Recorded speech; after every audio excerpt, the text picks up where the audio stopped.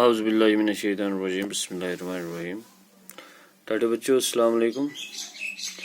आज इस topic तुलमो class 6 तुक getting to know plants lesson पर्मच आज तुलो exercise part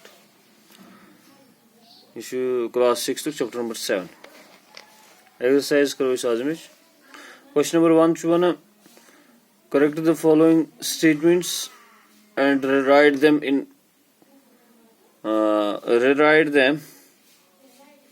in your notebooks.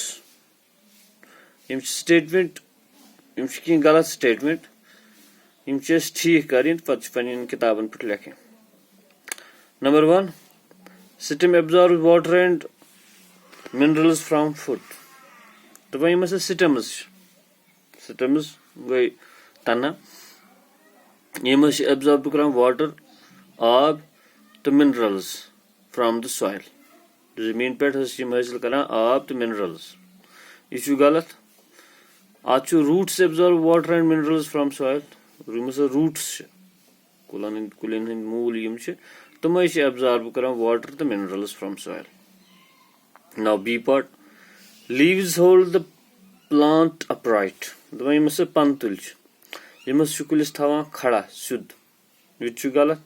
आज जवाब stems hold the plant upright तना स्टेम सह कुलिस दिवान मदद खड़ा थावनस मज.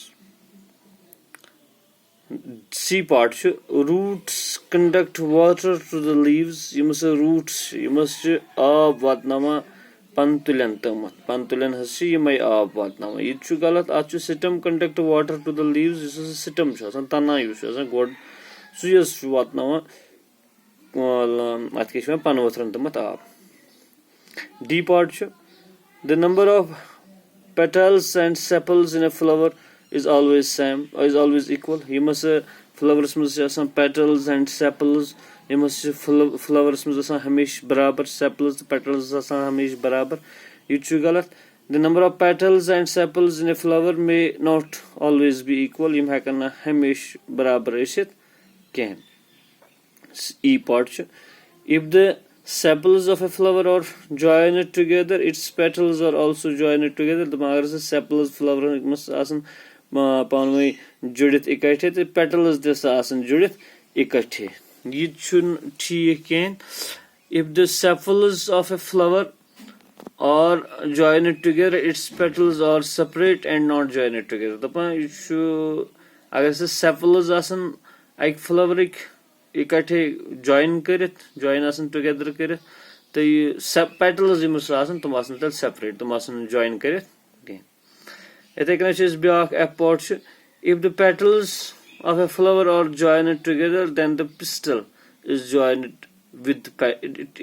To the petal. दपान अगर petals of a flower are join together अगर पेटल्स जुड़ित इकट्ठे तेल पिस्टल फ्लावर्स में सह पेटल्स सह जुड़ित यह ठीक कि यह गलत. अमुक सही जवाब if the petals of a flower are joined together then the pistil is not necessarily joined together. दपान अगर पेटल्स इकट्ठे जुड़ित पिस्टल जरूरी तम इकट्ठे जुड़ित कहें. Now question number 3 can you करो इस question number 3 can you find A plant in your home or in your neighborhood which has a long but a weak stem?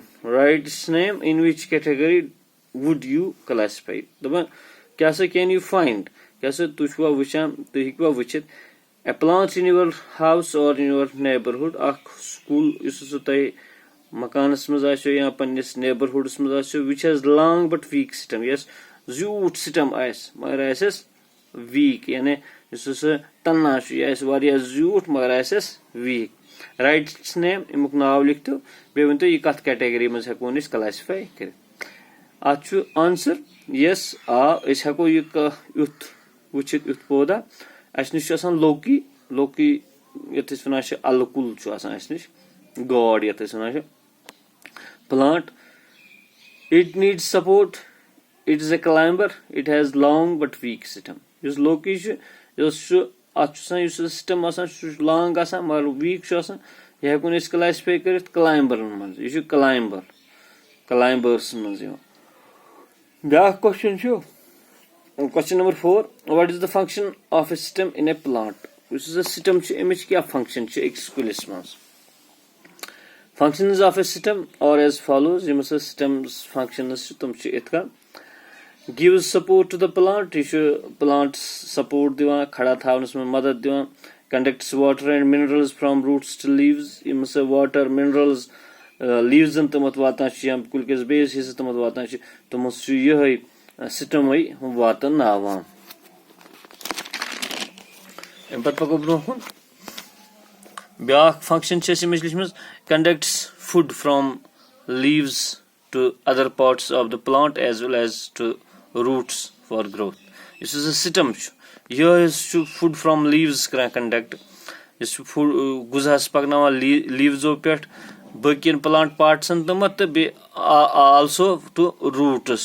Moolan tes यह गुजा वातनावा पंतुलो पेट यह गुजा आना सु मूलन ते वातनावा ये पंचम question which of the following leaves have reticulate ventilation दपा यमो मज वनु से यम कुल यत यमो मज कमन पंतुलन reticulate ventilation यानी अस वीट क्या से अच्छा reticulate ventilation आसान इथे कन तुलसी मेज ग्रास कोइंडर यथ दुनिया वन चाइना रोज आंसर तुलसी कोइंडर यथ दुनिया वन China rose have reticulate ventilation इमन reticulate ventilation गसान while wheat maize grass have parallel ventilation अथस parallel ventilation आसान if a plant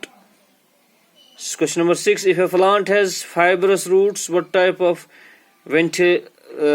ventilation do its leaves likely to have अगर से plant तश fibrous roots तश zeil wall fibrous roots गई मन zeil wall आसन wall ही तात किस type of ventilation leaves तात है parallel ventilation दपा if a plant has leaves with reticulate ventilation what kinds of roots will it have अगर से कहाँ plant तश reticulate ventilation गसान तो तमिक रूट्स कित तुम टैप रूट्स